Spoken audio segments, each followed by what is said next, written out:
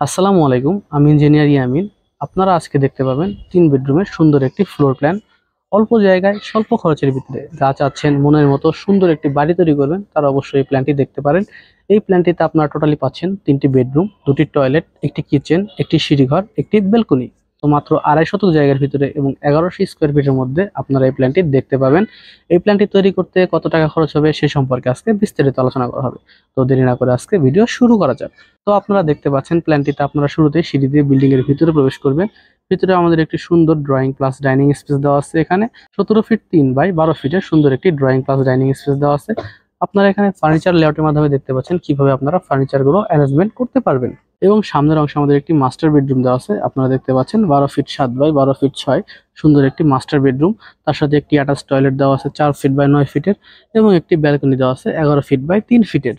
তো master bedroom আপনারা আবার ড্রয়িং প্লাস ডাইনিং স্পেসে প্রবেশ করবেন এবং পিছনের অংশ আমাদের দুটি বেডরুম দেওয়া আছে।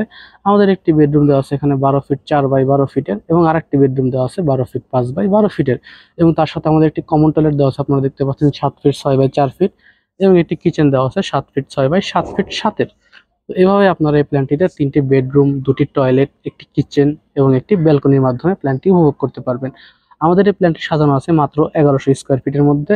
তো আপনারা যদি 1100 স্কোয়ার ফিটের মধ্যে এই প্ল্যানটি তৈরি করতে চান, আপনাদের জায়গার পরিমাণ লাগবে মাত্র 2.5 শতক জায়গা এবং আপনারা দোতলা ফাউন্ডেশন দিয়ে একতলা ফুল কমপ্লিট করতে এই বাড়িটিতে খরচ হবে আপনাদের 16 থেকে 17 লক্ষ টাকা।